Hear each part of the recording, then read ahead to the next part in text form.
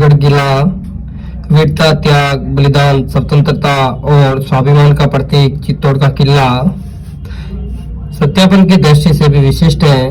किले के संबंध में प्रचलित लोकगीत है, गढ़ तो चित्तौड़ बाकी सब गढ़ेगा।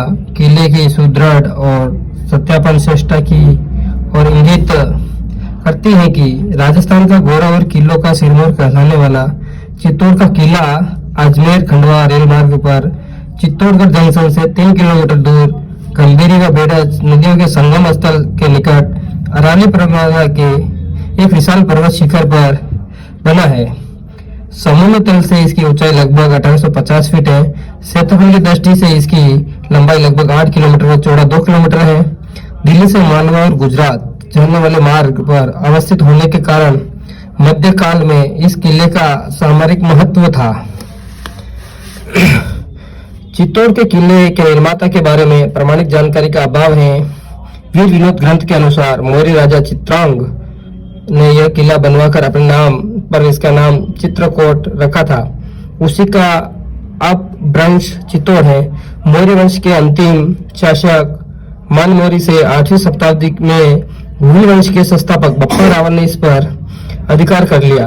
10वीं शताब्दी के अंत में मालवा के परमार शासक मंजू ने चित्तौड़ पर अधिकार कर लिया। तत्पश्चात 11वीं शताब्दी के पूर्वार्ध में यह गुजरात के चालुक्य शासक जयसिंह सिद्धराज के नियंत्रण में चला गया।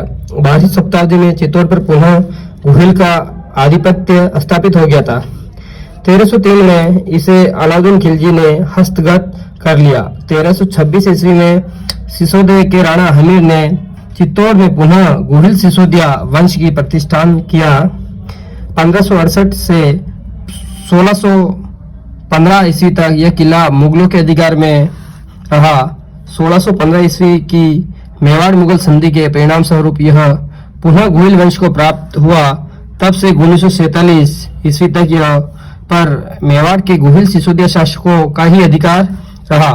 चित्तौड़ के किले के साथ 1303 ईस्वी में पद्मिनी के जौहर व गोरा बादल की अप्रीतम वीरता एवं 1535 में राणा सांगा की पत्नी कर्णावती का जौहर तथा 1568 में जयमाल व फत्ता की पत्नियों के जौहर और इन वीरों के साहसिक बलिदान की गाथाएं जुड़ी हुई है।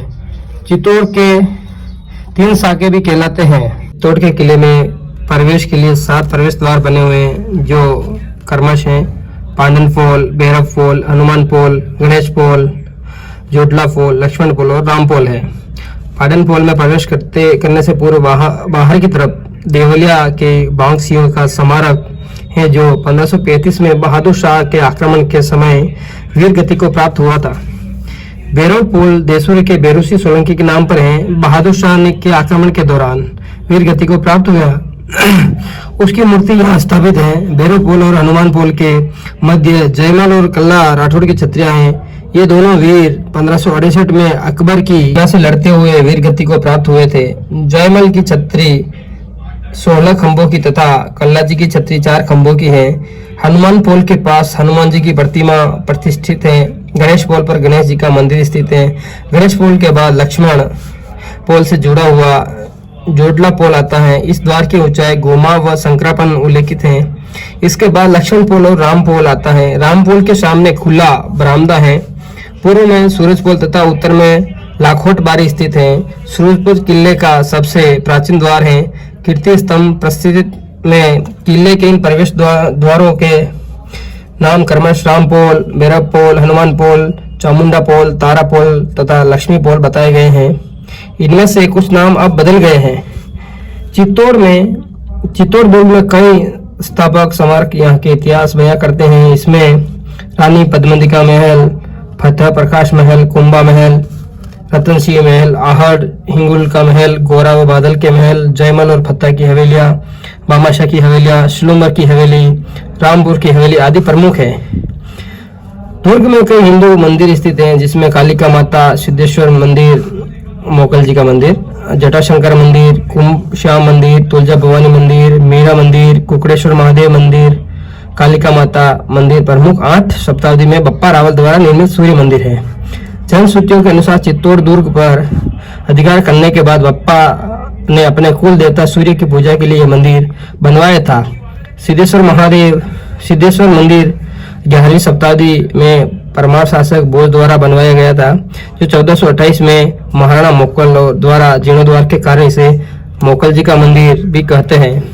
परमार भोज ने चित्तौड़ दुर्ग में त्रिभुवन नारायण का मंदिर भी बनवाया था, जिसे संबत अलाउद्दीन खिलजी ने तोड़वा डाला।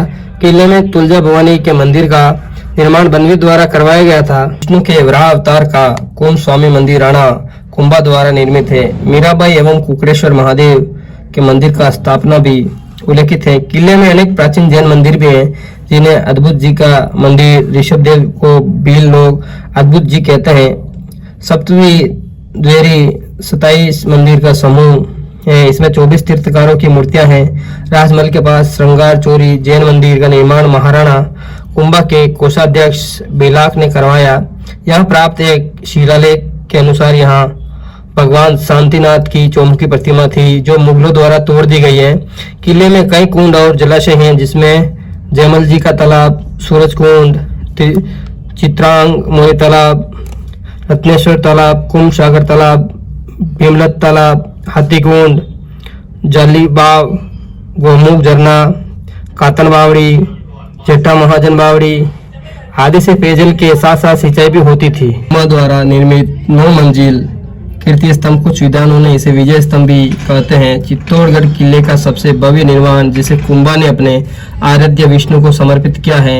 122 फीट ऊंचे 9 मंजिल इस भवन में 157 घुमावदार सीढ़ियां हैं। यह भीतर और बाहरी मूर्तियों से लदा हुआ है। कई विद्वानों ने इसे हिंदू देवी देवताओं की मूर्तियों से सजाया हुआ एक व्यवस्थित संग्रहालय व मूर्तिकला का विशेष कोष कहा है।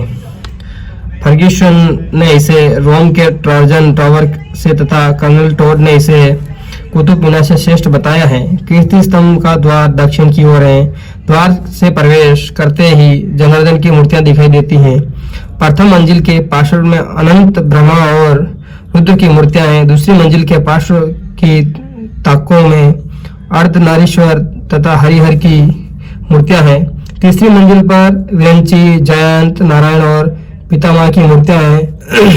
चौथी मंजिल पर त्रिखंडा, हरसिद्धि, पार्वती, हिंगलाज, गंगा, यमुना, सरस्वती, गंधर्व, कार्तिकेय एवं विश्वकर्मा की मूर्तियां बनी हुई है।